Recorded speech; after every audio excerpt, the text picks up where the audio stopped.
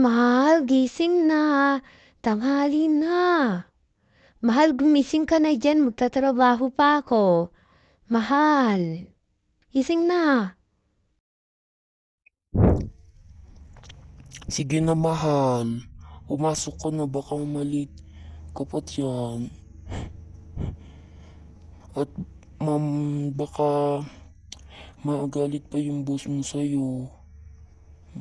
Mahal. Oh, pumasok ka na. CR lang ang kuha na. Pumasok ka na dyan. Baka pagalitan ka ng boss mo. Baka magalit pa. No, pumasok ka na. Han, papasok na ako ano. Han, papaalam na ako sa'yo. Papasok na ako at baka malate pa ako na. No, mahal. Babay, mahal.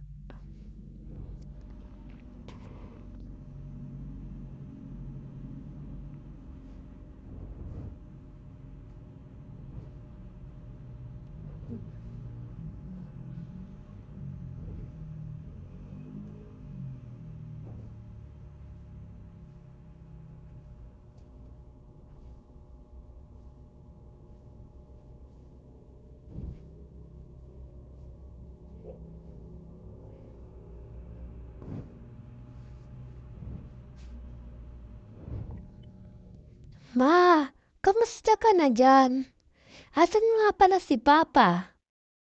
Eto anak, nilabas pa nga ako ng papa mo para mag-date kaming dalawa para daw mapuspuasan yung init na ulo niya sa akin. Ayun, kinala niya ako dito, kumain kami. Mama, sana all naman kami, nag-date kami. Kahapon basta may pinag-usapan kami ng jowa ko. At saka nga pala, anak, kailan mo pa sa amin ipapakilala yung jowa mo na yan na si Brendan.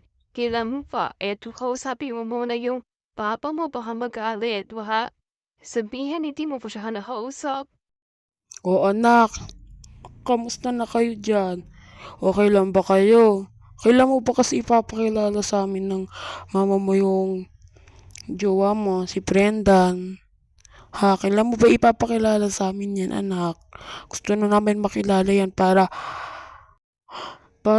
dito na kayo tumira sa bahay natin nang hindi na kayo gumagastos ng iba pang pera. Ha? Papa, tsaka ako na lang ipapakilala kapag malapit na kami magpakasal or kaya bukas na lang kasi marami siyang ginagawa, ganun. Marami siyang inaasikaso, ganun, Papa. O sige anak, bye. Bye pa!